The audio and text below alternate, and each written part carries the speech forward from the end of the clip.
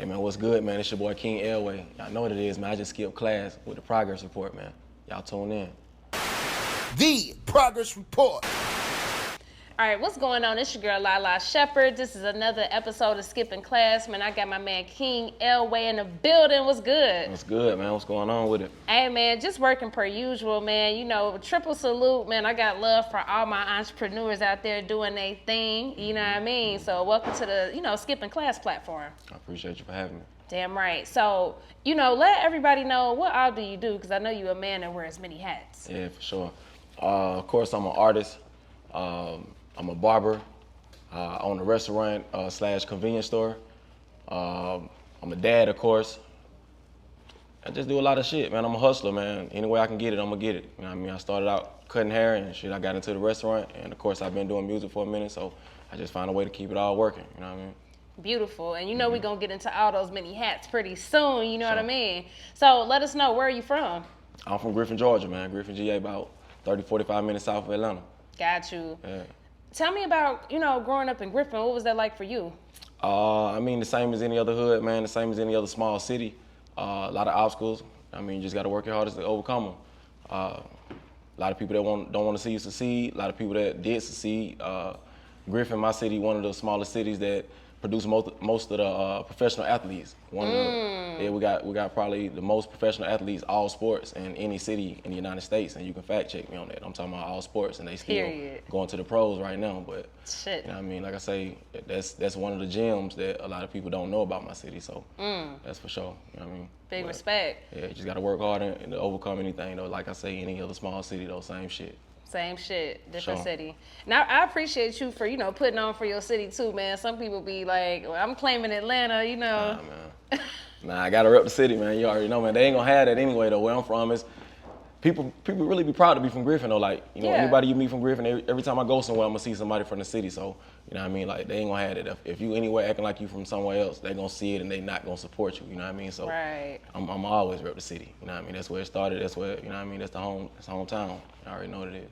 Big respect. Sure. Now, the first hat for you was cutting hair. Mm-hmm. Talk about cutting hair, man. Well, how'd you get into that?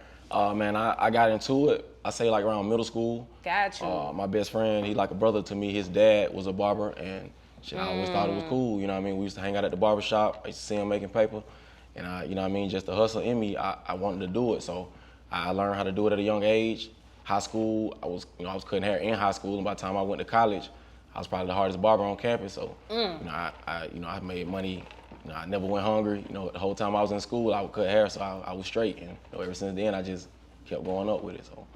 Facts. And you hear a lot of beautiful things about barbers or, even hairdressers and stuff. You know what I mean? Like, I don't think people realize, like, you make a nice piece of change. Like, that shit add up. Nah, it definitely add up, man. Especially as a young man, just learning to hustle. You know what I mean? Learning something, finding something you're passionate about, and putting it all to it and seeing the fruits of your labor. That's something that was big to me, just being able to stay out the streets and do something beneficial. Something that could help me with my time. Because nowadays too much time is a bad thing. So with me, I would hang out at the barbershop all day and I would make paper at the same time. So it worked for me, and I was able to parlay that into having a wing shop next door to the barbershop. So it kept building. You know what I mean? Crazy. Now talk about, the wing shop. Mm-hmm. At what point did that, come a thing and the inspiration behind that? Just the hustle. Like I say, man, from being a barber, you notice when your line is long, the one thing people will leave the shop for is to go get something to eat. They'll come back, they might not come back. So, to keep them from leaving their spot in line and leaving, a potential dollar in my pocket, I was like, shoot, I'm gonna find a way to keep them in line and give them something to eat. So it was an empty building next door. Had a couple ideas, man, and shoot, we started trying to make it happen. So next thing you know, we had the wing shop next door to the barber shop. The people didn't have to go nowhere when they got hungry. And, like the first year, maybe 2 years, that was the clientele that kept my restaurant open, just having people right next door. Because, just because you open a restaurant, people ain't just gonna run in your shit. You know what I mean? You gotta be there. You gotta fight the battles. You gotta show and prove, especially when they got other spots that they used to eat. And so just having the people from the shop being right there, coming to support, keeping the lights paid, keeping the bills paid, that shit worked. The next thing you know, name grew, man. Shoot, now the wing spot is probably the number one spot in the city. In my city, for sure. Crazy. Man, congratulations on that. Cause it's not easy to have multiple things going on and they all doing their thing. So that's huge. What's your most popular flavor? Right now, the most popular flavor, of course, the hood love that mild lemon pepper. Of course. Oh yeah, they love the mild lemon pepper though. For sure. Yeah. Okay. Now talk about music. At what point did you want to become an artist? I think I always just had a passion for music, but taking it serious, I say like around my senior year, going into college, it was just something in me. I was like, man, I was nominated most likely comedian in high school, but I think that was just based off of the entertainment factor. Like it wasn't most likely entertainer, most likely rapper or nothing like that. Like, people at school knew I did music and shit, but as far as the entertaining factor, they just knew I was something, you know what I mean? And I wasn't just funny because I told jokes, I was funny because people fucked with me, you know what I mean? So from there, like I say, the music, it was my next thing, it's what I picked up, you know what I mean? And it's just what I'm on, and I take that shit very serious. So with me taking that shit as serious as I do and taking pride in that shit, I think that, the people who like real music and the people who listen for subject matter and quality music, they appreciate that shit, you know what I mean? So that's what carried me, you know what I mean? Hell yeah. Who was some people you came up listening to? Man, legends. Where do I start? I say Outkast, Goody Mob, of course, Dungeon Family, UGK, Bun B, Pimp C, Ball and G, of course T.I. Coming from the South, we gotta listen to T.I. Man, just legends, man, legends. Anybody you can think of, man. Of course, Snoop, Dre. You know what I mean? Like real legends, man. Good music. That's the type of shit I listen to coming up. That's the type of shit I'm influenced by. You know what I mean? Nah, big respect. For sure. And I see you got the Players Club hat on, man. For sure, Salute to my man Clay James. You already know what it is. And I love what y'all got going on because y'all stick to what y'all do.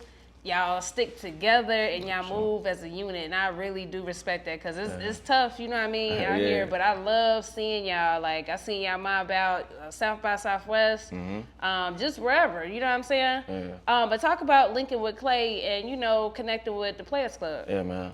A whole lot of player shit, man. Like you say, man, it's just the vibes, man. That's what brought us together. The difference in style of music that we bring, we had no choice but to come together because nowadays when you doing something in such a competitive sport, when everybody sound pretty much the same, and you find those ones in between that sound similar to you or that don't sound the same as everybody else, you know what I mean? We kind of got to stick together just because everybody else, they doing their wave, you know what I mean? So we got to make a big wave, you see what I'm saying? So that's what we really been on, and like I said, just a whole lot of player shit, a whole lot of good vibes. The type of music I just named, like we definitely some second generation type shit going on, and like I say, man, just real music. Every time you listen to it, it's gonna be real vibes. It's gonna be real music. It's gonna be something you can take from it. You know what I mean? Definitely a lot of, like I say, player shit. The women love it. It's, you know what I mean? That's what it's about. It's facts. For sure. Facts. Tell me about the independent grind though, from an artist standpoint, you know what I mean? Like stuff that people don't see. Man, just the hard work that goes in behind the scenes, man. Doing everything for yourself, making sure the X's and the O's are there, make sure your I's dotted, your T's is crossed.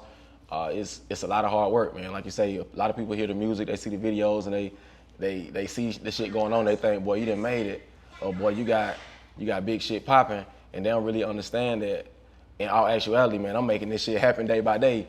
I need you to go buy this new shit I just put out so I can put the next shit out even bigger because I don't have no machine behind me. I don't have no, you know what I mean? I got the budget, you see what I'm saying? So that's basically the difference. Like it ain't no waking up, waiting on somebody to hit your line. It's every day you gotta get up and make some shit happen. So, you know what I mean? So that was in me, like I say, from the start, the hustle anyway. So you ain't gonna out hustle me. And you know what I mean? That's anybody that know you, they'll tell you like that boy been hustling since I knew him, and everything he said he gonna do, he did it. You feel what I'm saying? So hell yeah. Yeah, for sure. I want you to talk about the new record you got, that Big Dreamer produced by Black Metaphor. For sure.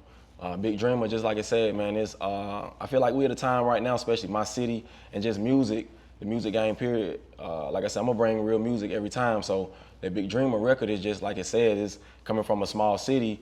My mindset, man, I just always was a big dreamer, so I'm just trying to make sure I put that message out there to the streets, to the young ones, to, you know what I mean, the people that like real music, to let them know we still here, you know what I mean, just the real motivation to go get it, you know what I mean, don't wait on nobody, like, the opportunity there. I don't care what the circumstances, think outside the box, you know what I mean, anything you want to do, go do it, that type of shit, man, you know what I mean? So that's what that record was all about. And of course, like you say, produced by Black Metaphor, the hardest in the game, man. So it's a cold record, it's a cold vibe, you know what I mean? For sure. Hell yeah. I want you to speak about fatherhood and raising a daughter.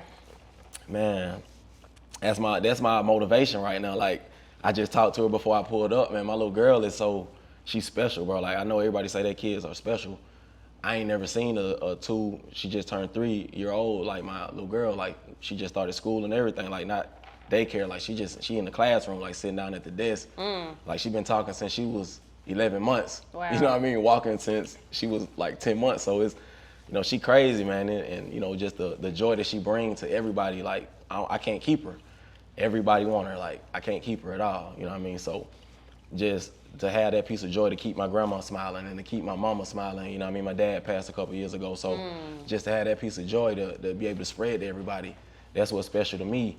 And just to be able to see a little girl, man, that make you think about women a lot different, you know what I mean? Like, it ain't nothing different. Like, to all my men out there, like, until you had that little girl, you ain't gonna understand what I'm saying, man. That little girl, she different, you know what I mean? She's special. So I love my baby, for sure. Big respect, man. I love to see it. Father's Day is approaching us as well, so happy early Father's Day. For sure, man. Absolutely. I appreciate that. How do you feel that you progressed lately as a person? Because you know the name of our platform is the Progress Report. That's what we on.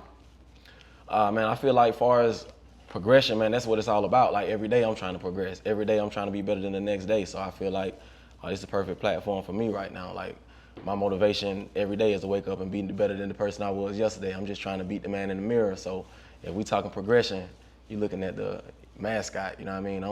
I'm here to tell you, like, that's all it's about. Like, every day you see me, I'm gonna look better than I did yesterday. I'm gonna have more going on than I did yesterday. Like, you know what I mean? More businesses, more music dropping, more shit up my sleeve. You know what I mean? You can believe that. So that's where I'm at with it. All about progression, for sure. Damn right. So what you got coming up next? Too Soulful, man. That's the next project. Me and Black Metaphor, we've been cooking it for a minute. My debut project, So Soulful, it did crazy numbers and it's still going up right now. All independent. You know, we've been dropping crazy singles. We've been dropping crazy visuals. But Too Soulful is what we got next. You know what I mean? And what you hear is what you get, man. Real good music for the soul. None of that watered down shit, like real bars, real lyrics, substance, subject matter, quality music, like I said earlier. Real vibes, man. Real vibes. I promise you. Nothing like you done heard before. Nothing like what you hear out right now. Like originality. I promise you. Quality. So that's what you can expect from, you know what I mean, me and Too Soulful. For sure. Big respect. Big respect, man. Well, definitely, I appreciate you blessing the platform, man. Definitely make sure y'all go stream that new record. Yeah, make sure y'all go get that, man. Big Dreamer out right now on all platforms, man. The link in my bio, y'all can follow me at King Elway. That's KINGELWAY. Click the link in my link tree. We just dropped the website with the new merch and all that shit. So I make sure y'all cop a t-shirt, man. Big Dreamer shit going crazy right now, man. For real. Real vibes. I appreciate the support. Real independent shit. Yeah. Yeah. The Progress Report.